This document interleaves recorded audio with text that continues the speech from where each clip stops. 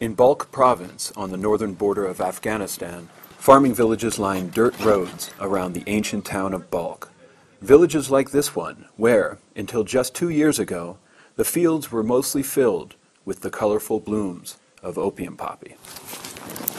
At that time, poppy was cultivated throughout Balkh province, 27,000 acres of it, enough to cover the island of Manhattan twice. Now, all the poppy is gone from Balkh, the result of the governor's widely praised eradication campaign. But in the wake of that success, another illicit crop has replaced the poppy.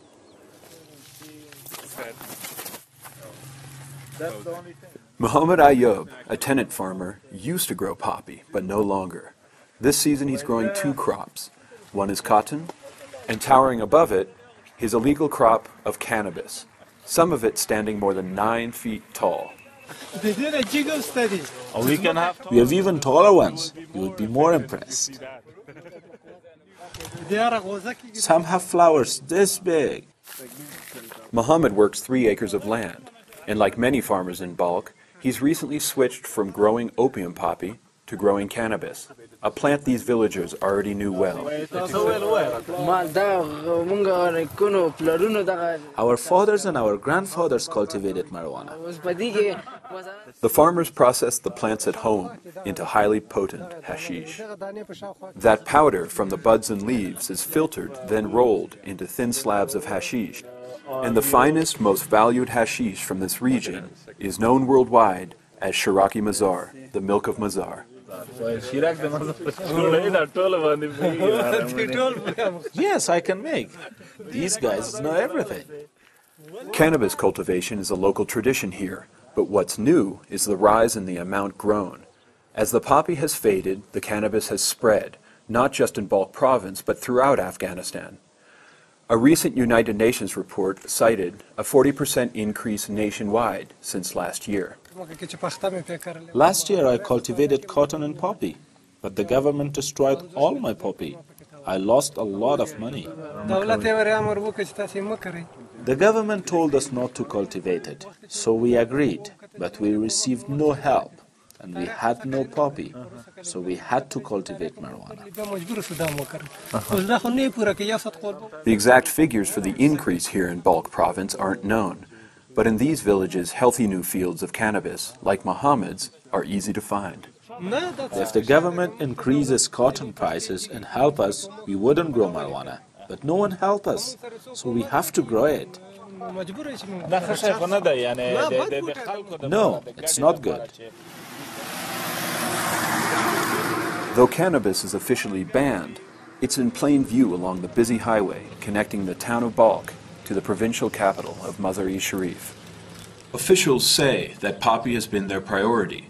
They regard cannabis as a far easier problem to tackle and say they will address it beginning in the next several months. The small shops around the town of Balkh are the main local vendors, discreetly selling thinly pressed sheets of hashish for 50 cents to $1 each. Inquiries by outsiders raise suspicions, but Zabihullah, a local tenant farmer, was willing to talk.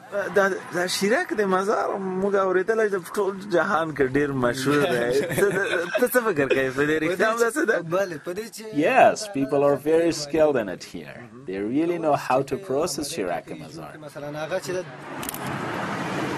Hashish smokers usually mix a few small pieces with tobacco, and according to this group, about half the local men smoke it.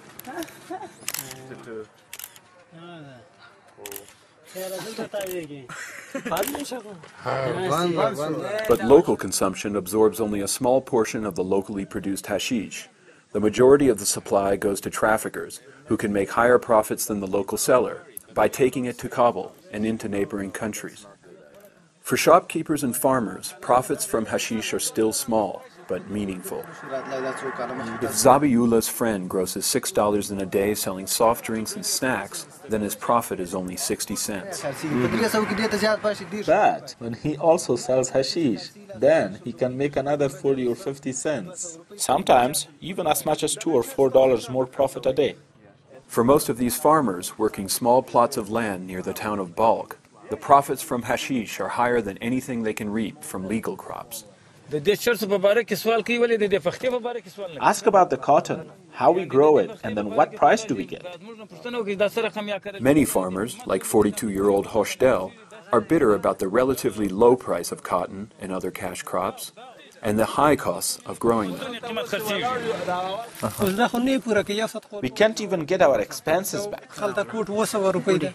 With hashish, a farmer like Mohammed can sometimes double his profits. But even then, he only nets a few dollars a day.